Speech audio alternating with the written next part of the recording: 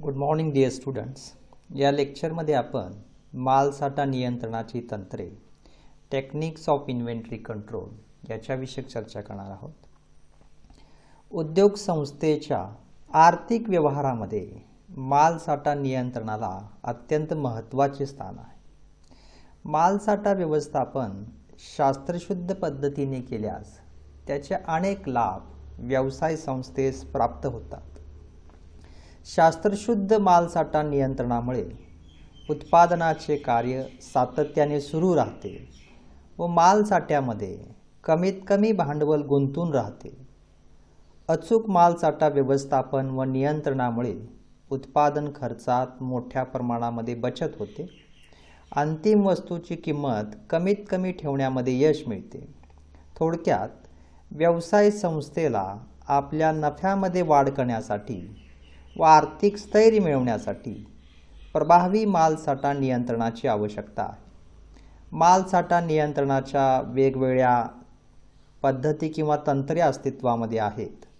व्यवस्थापनाने आपल्या व्यवसायाचे स्वरूप, उत्पादनाचे स्वरूप, आर्थिक स्थिती, मालसाठ्याचे स्वरूप, मालाचा प्रकार, संग्रहण व्यवस्था इत्यादी अनेक घटकांचा विचार करून योग्य मालसाठा नियंत्रणाच्या तंत्राची निवड करावी.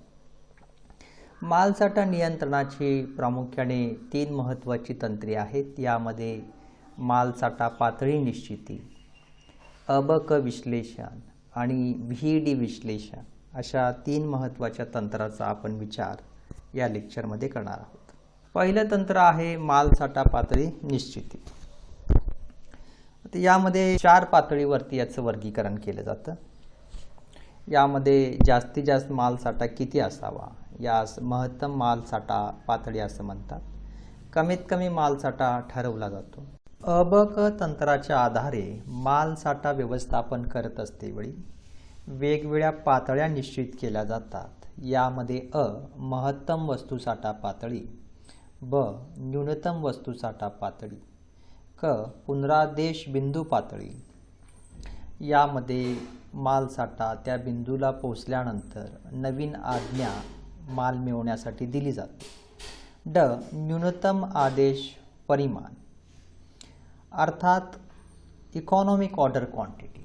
किती प्रमाणामध्ये मालाची मागणी केल्यानंतर अधिकाधिक बचत होईल याचा विचार या ठिकाणी करण्यात येतो. ई वस्तुसाठा धोका पातळी. या पातळीपर्यंत मालसाठा पोहोचल्यास उत्पादनामध्ये खंड पडण्याची शक्यता असते. आणि ई सरासरी वस्तुसाठा पातळी. तर अशा पातळ्या निश्चित करण्यात येतात आणि त्याच्या आधारावरती मालसाठा व्यवस्थापन हे केलं जातं. ही एक शास्त्रीय पद्धत आहे. ह्या शास्त्रीय पद्धतीचा उपयोग करून पर्याप्त मालसाठा गोडाऊनमध्ये ठेवता येतो आणि मालाचा आदेश आणि साठवणूक खर्चसुद्धा कमीत कमी ठेवता येतो. न्यूनतम आदेश परिणाम इकॉनॉमिक ऑर्डर क्वांटिटी कॅल्क्युलेट करण्यासाठी या सूत्राचा उपयोग केला जातो. In the square root SAI divided by 2. S म्हणजे आदेश देण्याचा खर्च, ए म्हणजे वर्षभरात लागणाऱ्या सर्व मालाची पैशातील किंमत, आय म्हणजे वस्तुसाठा मूल्याशी वस्तुसाठा ठेवण्याच्या खर्चाची शेकडेवारी. तर या आधारावरती इकॉनॉमिक ऑर्डर क्वांटिटी कॅल्क्युलेट केली जाते. न्यूनतम आदेश परिमाणामुळे मालसाठा व्यवस्थापनाचा खर्च कमीत कमी ठेवण्यामध्ये मदत होते. एका वेळेला किती माल मागवल्यानंतर माल वाहतूक खर्च किंवा सांभाळणी खर्च, माल प्राप्ती खर्च, माल आदेश खर्च हा कमीत कमी राहणार आहे. तर याचा विचार इकॉनॉमिक ऑर्डर क्वांटिटीमध्ये केला जातो, ज्यामुळं इन्व्हेंटरी व्यवस्थापनाचा जो खर्च आहे तो कमीत कमी राहण्यामध्ये मदत होते. ABC analysis. मोठ्या उत्पादन संस्थांमध्ये विविध प्रकारचा कच्चा माल, सामुग्री वापरली जाते. हा सर्व कच्चा माल, सामुग्री, सुटे भाग, हत्यारे, उपकरणे गोडाऊनमध्ये त्यांची आवश्यकता भासेपर्यंत सुरक्षित जागी साठवून ठेवावी लागतात. गोडाऊनमध्ये संग्रहित केलेल्या वस्तूचे मूल्य, प्रमाण, महत्त्व वेगवेगळे असते. यामुळे सर्व वस्तूंवरती प्रभावी एकसारखे नियंत्रण ठेवणे आर्थिकदृष्ट्या खर्चिक, वेळखाऊ व अधिक श्रमाचे असते. यावर उपाय म्हणजे अधिक मूल्यांच्या वस्तूंवर प्रभावी नियंत्रण ठेवणे, तर कमी मूल्यांच्या वस्तूवर कमी नियंत्रण ठेवणे.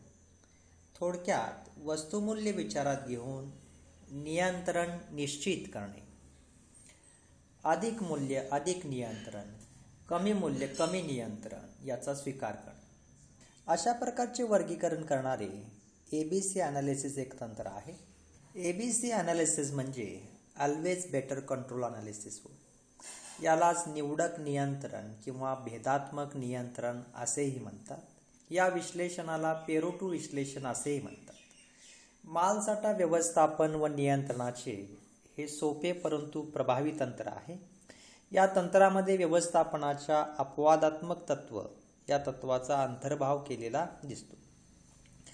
अबक विश्लेषणामध्ये प्रथम गोदामातील वर्षभर वापरल्या जाणाऱ्या वस्तूंची यादी तयार केली जाते. यानंतर किंमत व प्रमाण या घटकांच्या आधारे प्रत्येक वस्तूचे विश्लेषण केले जाते. त्यानंतर त्याचे वर्गीकरण अ, ब, क या 3 गटामध्ये केले जाते. अ गटामध्ये अशा वस्तूंचा समावेश केला जातो ज्या किमतीने अधिक आहेत तसेच ज्यांचा वापर मोठ्या प्रमाणामध्ये केला जातो. साधारणपणे अ गटातील वस्तूचे प्रमाण गोदामातील एकूण वस्तूंच्या तुलनेत 7 ते 15% असते. कारण अशा थोड्याच वस्तू जास्त प्रमाणात वापरल्या जातात.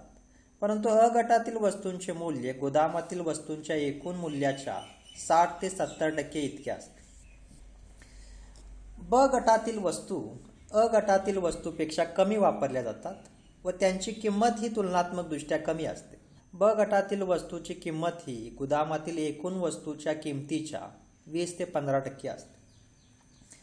क गटामध्ये साधारणपणे कमी वापरल्या जाणाऱ्या व कमी मूल्याच्या वस्तूंचा समावेश होतो.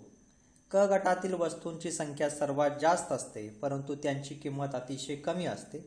साधारणतः भांडारातील 60 ते 70% वस्तूंचा समावेश या गटात होतो परंतु त्याचे मूल्य अतिशय कमी असते, 10 ते 15% इतके असते. क गटावर सर्वात कमी नाममात्र नियंत्रण ठेवले जाते. भारतीय उत्पादकता मंडळाने आपल्या अहवालात अमेरिका, जपान, पश्चिम जर्मनीमध्ये अ, ब, क विश्लेषण कसे केले जाते याची माहिती दिलेली आहे. या तक्त्यामध्ये अ, ब, क असे 3 गट आहेत. गोडाऊनमध्ये असणाऱ्या वस्तूची शेकडेवारी आहे. अ गटातील माल गोडाऊनमध्ये 8% असतो आणि त्याचं मूल्य 75% असतं. ब गटातील माल गोडाऊनमध्ये 25% असतो, त्याचं मूल्य 20% असतं. तर क गटातील माल याची शेकडेवारी 67%, त्याचं मूल्य हे फक्त 5% असतं. बाजूला दिलेल्या आकृतीवरून ही गोष्ट स्पष्ट होते. बाजूला दाखवलेल्या आकृतीमध्ये 10% असणाऱ्या मालाचं मूल्य हे 70% आहे. 30% वस्तूचे मूल्य 40% आहे. अ, ब, क वस्तू नियंत्रण धोरण. अ, ब, क विश्लेषणाप्रमाणे वस्तूंचे 3 गट निर्माण केल्यानंतर त्या वस्तूंबाबत पुढील पद्धतीने नियंत्रण धोरण आखले जाते. यामध्ये नंबर 1 नियंत्रण. अ वस्तूच्या बाबतीत अत्यंत कडक नियंत्रण, तर ब वस्तूच्या बाबतीत साधारण नियंत्रण आणि क वस्तूच्या बाबतीत शिथिल नियंत्रणाचा वापर केला जातो. नंबर 2 साठा. अ वस्तूचा साठा 2 आठवड्यापुरता, तर ब वस्तूचा साठा 2 ते 3 महिन्यांपुरता आणि क वस्तूचा साठा 6 ते 12 महिन्यांपुरता ठेवावयाचा असतो. खरेदी. अ वस्तूची खरेदी प्रत्येक गरजेवर आधारित असते, तर ब वस्तूची खरेदी मागील अनुभवाच्या आधारावर केली जाते, तर क वस्तूची खरेदी माल संपल्यानंतर केली जाते. नंबर 4 नोंद. अ वस्तू प्राप्त झाल्यानंतर मालाची नोंद अचूक करावी लागते, तर ब वस्तू प्राप्त झाल्यानंतर प्राप्त व दिलेल्या मालाची नोंद आवश्यक असते. क वस्तूच्या बाबतीत नोंद ठेवण्याची गरज नसते. नंबर 5 आदेश. अ वस्तूचा आदेश वर्षातून 6 ते 12 वेळा द्यावा. ब वस्तूचा आदेश वर्षातून 3 ते 6 वेळा देण्यात यावा. क वस्तूचा आदेश वर्षातून 1 किंवा 2 वेळा देण्यात यावा. नंबर 6 मोजणी व खरेदी. अ वस्तूची सतत मोजणी केली जाते व याची खरेदी वरिष्ठ अधिकाऱ्यांमार्फत केली जाते. ब वस्तूची मोजणी ही अधूनमधून केली जाते, याची खरेदी जबाबदार अधिकाऱ्यांमार्फत केली जाते. क वस्तूची मोजणी वर्षातून एकदा केली जाते व याची खरेदी अधिकाऱ्यांमार्फत केली जाते. अ ब क विश्लेषणाचे गुण. यामध्ये नंबर 1, मूल्यवान वस्तूवर प्रभावी व काटेकोर नियंत्रण ठेवले जाते. 2, मालसाठा नियंत्रणाची ही एक शास्त्रीय पद्धत आहे. 3, लेखनीय काम कमी होते, मालसाठा पर्याप्त पातळीला ठेवला जातो. 4, संग्रहण खर्चात मोठी बचत होते किंवा घट होते. 5, क गटासाठी योग्य तो सुरक्षा साठा राखला जातो. 6, मालसाठ्यातील गुंतवणूक कमी असते किंवा कमी राहते. 7, अचूक खरेदी निर्णय घेता येतात. अ ब क विश्लेषणामध्ये जसे गुण आहेत तसे काही दोष सुद्धा आहेत. यामध्ये नंबर 1, प्रमाणीकरण. गोदामातील मालाचे योग्य पद्धतीने प्रमाणीकरण केले असेल तर या विश्लेषणाचा वापर करता येतो. 2, सांकेतीकरण. या पद्धतीचे यश बऱ्याच अंशी चांगल्या सांकेतीकरणावर आधारित असते. क, आर्थिक घटकाला अधिक महत्त्व. अ ब क विश्लेषण आर्थिक मूल्याच्या निकषावर आधारित आहे, हे इतर घटकांकडे दुर्लक्ष करते. मालसाठा नियंत्रणाचे तिसरे महत्त्वाचे तंत्र म्हणजे वेध विश्लेषण. VET हे 3 अल्फाबेट्स आहेत. V stands for vital, E stands for essential and D stands for desirable. या 3 शब्दातील पहिल्या अक्षरापासून वेध हा शब्द बनवलेला आहे. विटल म्हणजे अति आवश्यक, इसेन्शियल म्हणजे आवश्यक आणि डिझायरेबल म्हणजे कमी आवश्यक. या विश्लेषणाचा उपयोग मुख्यतः सुट्या भागांच्या नियंत्रणासाठी केला जातो. यंत्रासाठी, वाहनासाठी वापरल्या जाणाऱ्या सुट्या भागांचे 3 गटामध्ये वर्गीकरण केले जाते. आवश्यक व योग्य किंवा अत्यावश्यक, आवश्यक, कमी आवश्यक अशा प्रकारे वर्गीकरण केले जाते. सुट्या भागांचे यंत्रसामुग्री व अप्रत्यक्ष उत्पादन क्रियेतील महत्त्व व उपयुक्तता हे घटक विचारात घेऊन योग्य गटात वर्गीकरण केले जाते. 1, अति आवश्यक. ज्या सुट्या भागांच्या किमती अधिक आहे व ज्यांच्या न उपलब्धतेमुळे उत्पादनाच्या क्रियेत खंड पडतो अशा सुट्या भागांचा समावेश या गटात केला जातो. थोडक्यात मौल्यवान यंत्रसामुग्री कार्यरत राहण्यासाठी अत्यंत आवश्यक असे सुटे भाग होय. 2, आवश्यक. या गटामध्ये अशा सुट्या भागांचा समावेश केला जातो की जे उपलब्ध न झाल्यास काही तासासाठी किंवा 1 दिवसासाठी उत्पादन क्रिया खंडित होते. 3, कमी आवश्यक. या गटामध्ये अशा सुट्या भागांचा समावेश केला जातो की जे 1 आठवडा किंवा त्यापेक्षा अधिक काळ उपलब्ध झाले नाहीत तर उत्पादनावर किंवा उत्पादन क्रियेवर प्रतिकूल परिणाम होत नाही. काही सुटे भाग अतिशय कमी किमतीचे असतात, परंतु यंत्रसामुग्री चालू राहण्यासाठी ते अत्यंत आवश्यक असतात.